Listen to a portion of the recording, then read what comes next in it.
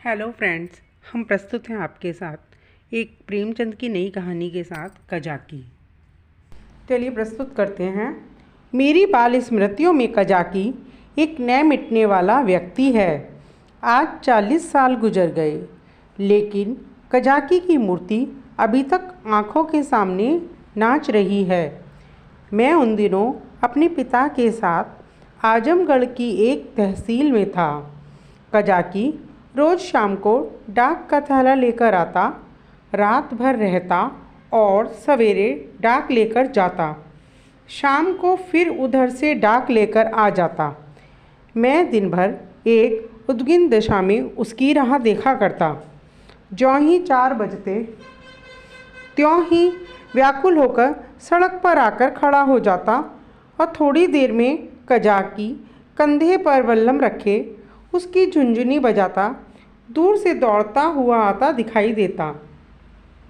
वह सांवले रंग का गठीला लंबा जवान था। शरीर सांचे में ऐसा ढला हुआ कि चतुर मूर्तिकार भी उसमें कोई दोष न निकाल सकता था। उसकी छोटी छोटी मूछें उसके सुडौल चेहरे पर बहुत ही अच्छी मालूम होती थीं। मुझे देखकर वह और तेज़ दौड़ने लगता, उसकी झुनझुनी और ज़ोर से बजने लगती और मेरे हृदय में और ज़ोर से खुशी की धड़कन होने लगती। हर्षातिरेक में मैं दौड़ पड़ता और एक क्षण में कजाकी का कंधा मेरा सिंहासन बन जाता। वह स्थान मेरी अभिलाषाओं का स्वर्ग था। स्वर्ग के निवासियों को भी शायद वह आंदोलित आनंद मिलता होगा जो मुझे कजाकी के विशाल कंधों पर मिलता था। संसार मेरी आंखों में तुच्छ हो जाता जब कजाकी मुझे कंधे पर लिए हुए दौड़ने लगता। तब तो ऐसा मालूम होता कि मानो मैं हवा के घोड़े पर उड़ा जा रहा हूँ। कजाकी डाक खाने में जा पहुँचता तो पसीने से तर रहता, लेकिन उसे आराम करने की आदत न थी। थैला रखते ही वह हम लोगों को लेकर किसी मैदान में निकल जाता। कभी हमारे साथ खेलता, कभी विरह गाकर सुनाता और कभी कहानियाँ सुनाता। उसे चोरी, डाकू, मारपीट, भूत प्रेत की सैकड़ों कहानियाँ याद थीं। मैं ये कहानियाँ सुनकर विस्मयपूर्ण आनंद में डूब जाता। उसकी कहानियों के चोर और डाकू सच्चे योद्धा होते थे, जो अमीरों को लूटकर दीन दुखी प्राणियों का पालन करते थे। मुझे उन पर घृणा के बदले श्रद्धा होती थी। एक दिन कजाकी को डाक का थैला लेकर आने में देर हो गई। सूर्यास्त हो गया और वह दिखलाई न दिया। मैं खोया हुआ सा सड़क पर दूर तक आंखें फाड़ फाड़ कर देखता था, पर वह परिचित रेखा न दिखलाई पड़ती थी। कान लगाकर सुनता था, झुन झुन की वह आमोदमय ध्वनि न सुनाई देती थी। प्रकाश के साथ मेरी आशा भी मलिन होती जाती थी। उधर से किसी को आते देखता तो पूछता, कजाकी आता है? पर या तो कोई सुनता ही नहीं था, वह तो केवल सिर हिला देता था। सहसा झुनझुन की आवाज़ कानों में आई। मुझे अंधेरे में चारों ओर भूत ही दिखलाई देते थे। यहाँ तक कि माताजी के कमरे में ताक पर रखी हुई मिठाई भी अंधेरा हो जाने के बाद मेरे लिए त्याज्य हो जाती थी। लेकिन वह आवाज़ सुनते ही मैं उसकी तरफ जोर से दौड़ा। हाँ, वह कजाकी ही था। उसे देखते ही मेरी विकलता क्रोध में बदल गई। मैं उसे मारने लगा, फिर उठ करके अलग खड़ा हो गया। कजाकी ने हंसकर कहा, मारोगे तो मैं एक चीज़ लाया हूँ, वह न दूंगा। मैंने साहस करके कहा, जाओ मत देना, मैं लूँगा ही नहीं। कजाकी, अभी दिखा दूँ तो दौड़कर गोद में उठा लोगे। मैंने पिघलकर कहा, अच्छा दिखा दो। कजाकी, तो आकर मेरे कंधे पर बैठ जाओ, भाग चलूँ। आज बहुत देर हो गई है, बाबूजी बिगड़ रहे होंगे। मैंने अकड़कर कहा, पहले दिखा। मेरी विजय हुई। अगर कजाकी को देर का डर न होता तो वह 1 मिनट भी न रुकता तो शायद पासा पलट जाता। उसने कोई चीज़ दिखलाई जिसे वे एक हाथ में छाती से चिपकाए हुए था। लंबा मुंह था और 2 आंखें चमक रही थीं।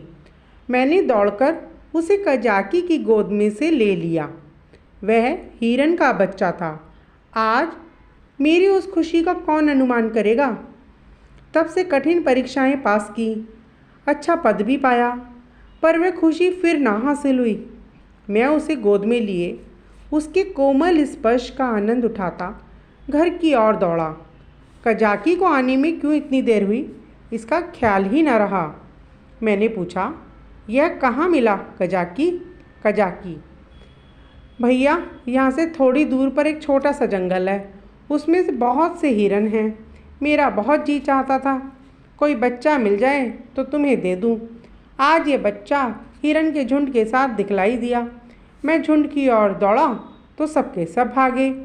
ये बच्चा भी भागा, लेकिन मैंने पीछा ना छोड़ा।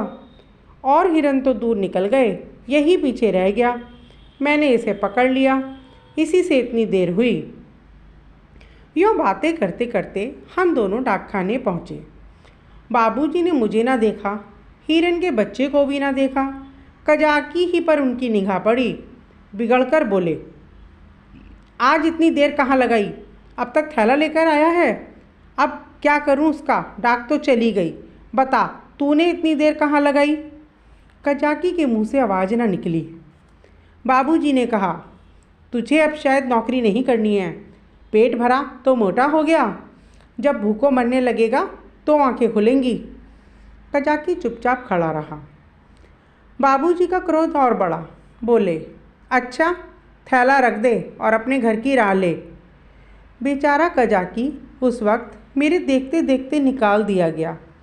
मैं चुपचाप खड़ा अपने आंसुओं के वेग को सारी शक्ति से दबा रहा था। कजाकी फिर बोला, भैया मैं कहीं बाहर थोड़े ही चला जाऊंगा, फिर आऊँगा और तुम्हें कंधे पर बैठाकर कुदाऊँगा। बाबूजी ने नौकरी ले ली है तो क्या इतना भी ना करने देंगे? तुमको छोड़कर मैं कहीं ना जाऊंगा भैया। जाकर अम्मा से कह दो कजाकी जाता है, उसका कहा सुना माफ़ करें। मैं दौड़ा हुआ घर गया, लेकिन अम्मा जी से कुछ कहने के बदले बिलक बिलक कर रोने लगा। अम्मा जी रसोई से बाहर निकलकर पूछने लगी, क्या हुआ बेटा, किसने मारा? बाबूजी ने कुछ कहा है क्या? मैंने बड़ी मुश्किल से आवाज़ संभाल कर कहा, कजाकी। अम्मा ने समझा कजाकी ने मारा है। बोली, अच्छा आने दे कजाकी को, देखो खड़े खड़े निकलवा देती हूँ, हरकारा होकर मेरे राजा बेटा को मारे। मैंने जल्दी से कहा, नहीं कजाकी ने नहीं मारा, बाबूजी ने उसे निकाल दिया है। अम्मा, यह तुम्हारे बाबूजी ने बहुत बुरा किया। वह बेचारा अपने काम में इतना चौकस रहता है, फिर उसे क्यों निकाला? मैंने कहा, आज उसे देर हो गई थी। यह कहकर मैंने हिरन के बच्चे को गोद से उतार दिया। घर में उसके भाग जाने का भय न था। अब तक अम्मा जी की निगाह भी उस पर न पड़ी थी। उसे फुदकते देखकर वह सहसा चौंक पड़ी और लपक कर मेरा हाथ पकड़ लिया कि कहीं वह भयंकर जीव मुझे काट न खाए। मैं कहाँ तो फूट फूट कर रो रहा था और कहाँ अम्मा की घबराहट देखकर खिलखिलाकर हंस पड़ा। अम्मा, अरे ये तो हिरन का बच्चा है, कहाँ मिला? मैंने हिरन के बच्चे का सारा इतिहास और उसका भीषण परिणाम आदि से अंत तक कह सुनाया। अम्मा ने पूछा, कहाँ है कजाकी, जरा उसे बुला तो लाओ। मैंने कहा, बाहर तो खड़ा है, कहता था अम्मा जी से मेरा कहा सुना माफ़ करवा देना। अब तक अम्मा जी मेरे वृतांत को दिल लगी समझ रही थीं। शायद वे समझती थीं कि बाबूजी ने कजाकी को डांटा होगा, लेकिन मेरा अंतिम वाक्य सुनकर उन्हें संशय हुआ कि कहीं सचमुच तो कजाकी को बर्खास्त नहीं कर दिया गया। बाहर आकर कजाकी कजाकी पुकारने लगी, पर कजाकी का कहीं पता न था। मैंने बार बार पुकारा, लेकिन कजाकी वहाँ न था। खाना तो मैंने खा लिया, बच्चे शौक में खाना नहीं छोड़ते, खासकर जब रबड़ी भी सामने हो। मगर बड़ी रात तक पड़े पड़े सोचता रहा। मेरे पास रुपए होते तो 1,00,000 रुपये कजाकी को दे देता और कहता, बाबूजी से कभी मत बोलना, बेचारा भूखों मर जाएगा, देखूं कल आता है कि नहीं। अब क्या करेगा आकर? मगर आने को कह गया है, मैं कल उसे अपने साथ खाना खिलाऊंगा। यही हवाई किले बनाते बनाते मुझे नींद आ गई। दूसरे दिन मैं दिन भर अपने हिरन के बच्चे की सेवा सत्कार में व्यस्त रहा। पहले उसका नामकरण संस्कार हुआ, मुन्नू नाम रखा गया। फिर मैंने उसका अपने सब हमजोलियों और सहपाठियों से परिचय करवाया। दिन भर में वह मुझसे इतना हिलमिल गया कि मेरे पीछे पीछे दौड़ने लगा। इतनी ही देर में मैंने उसे अपने जीवन में एक महत्वपूर्ण स्थान दे दिया। लेकिन संध्या होते ही मैं सबको छोड़ छाड़ कर सड़क पर जा खड़ा हुआ और कजाकी की बाट जोहने लगा। जानता था कजाकी निकाल दिया गया है, अब उसे यहाँ आने की कोई ज़रूरत नहीं रही। फिर भी न जाने क्यों मुझे ये आशा हो रही थी कि वह आ रहा है। एकाएक मुझे ख्याल आया कि कजाकी भूखों मर रहा होगा। मैं तुरंत घर आया। अम्मा दिया बत्ती कर रही थी। मैंने चुपके से एक टोकरी में आटा निकाला। आटा हाथों में लपेटे हुआ ही था कि कजाकी सामने से आता दिखलाई दिया। कजाकी ने मुझे उठाकर कंधे पर बैठा लिया। उसकी निगाह टोकरी पर पड़ी जो वहीं रखी थी। बोला, ये आटा कैसा है भैया? मैंने सकुचाते हुए कहा, तुम्हारे ही लिए तो लाया हूँ, तुम भूखे होंगे, आज क्या खाया होगा? कजाकी की आंखों तो न देख सका, उसके कंधे पर बैठा हुआ जो था। हाँ, उसकी आवाज़ से मालूम हुआ कि उसका गला भराया है। बोला, भैया क्या रूखी ही रोटियां खाऊंगा? दाल, नमक, घी और तो कुछ नहीं है। मैं अपनी भूल पर बहुत लज्जित हुआ। सच तो है, बेचारा रूखी रोटियां कैसे खाएगा, लेकिन नमक, दाल, घी कैसे लाऊं? अब तो अम्मा चौके में होंगी। आटा लेकर तो किसी तरह भाग आया। अभी तक तो मुझे ये भी मालूम न था कि मेरी चोरी पकड़ ली गई। आटे की लकीर ने सुराग दे दिया है। अब ये तीन तीन चीज़ें कैसे लाऊंगा? अम्मा से मांगूंगा तो वह कभी न देंगी। एक एक पैसे के लिए तो घंटों रुलाती हैं। इतनी सारी चीज़ें क्यों देने लगी? एकाएक मुझे एक बात याद आई। मैंने अपनी किताबों के बस्ते में कई आने पैसे रख छोड़े हैं। मुझे पैसा जमा करके रखने में बड़ा आनंद आता था।